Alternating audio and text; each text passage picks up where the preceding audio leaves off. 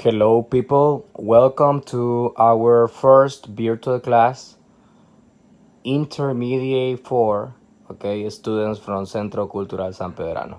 Well, today we're gonna see a very quick review about the topic present perfect tense. Well, I show you here the two different ways we use the present perfect.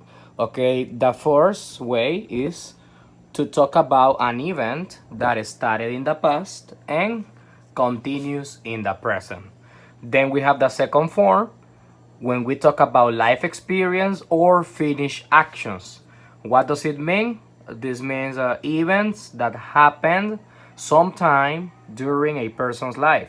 We don't say when the experience happened and the person needs to be alive. Okay, we're gonna see each form. Okay, there are two forms, so we're gonna see each form with examples, of course. But before we see that, we're gonna go and look at the structure. Okay, as you can see here, this is the present perfect structure. So first we start with a subject, then with have or has. Okay, these are going to be auxiliaries, and at the end we add the verb in the past participle form. Well, giving you a review of a verb in past participle form, for example, I have the verb go. The simple past of go is went, and the past participle go is gone. So this is very necessary that you memorize the verbs in past participle form. I recommend you to search for regular and irregular verbs in the past participle form in order to manage better this topic. So reminding you, the subjects, and in this case the pronouns, are I, you, we, they, he, she, and it. But remember that we need to be careful because we use the auxiliary have with these pronouns, with I, you, we, and they. And the auxiliary has, we're gonna use it with these three pronouns. That this is called the third person in simple present, he, she, or it. Okay, so we're gonna see the first case. I was saying before that we use the present perfect form to talk about an event that started in the past and continues in the present. We have the first example. I have known Karen since 1999. If you can see here, we're following the structure. Subject, in this case, I used the pronoun in the first person. Then I use the auxiliary, the appropriate auxiliary, that is have. Then the verb in past participle. As you know, the base form is know, but the past participle of the verb know is known. And then the predicate. Okay, if you analyze this sentence, you are saying that you have known Karen since 1999. That means that your friend Karen is still alive and you know her. Okay, is not your enemy. Now, the letter B says she has lived in London for 2 years. Well, look at the structure, pronoun in the third person. Then we selected the appropriate auxiliary, in this case has, and the verb in past participle form, lived. And then the predicate. Well, if you can see here, this is an action that started in the past and it continues in the present because you say that she has lived in London for 2 years. This means that this person hasn't moved to another place, okay? And we have a normal present perfect sentence. He has ironed the clothes, okay? You have the same structure, okay?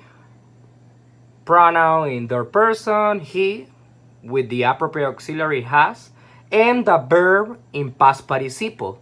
And then we have the predicate, okay? Now we have the case number 2.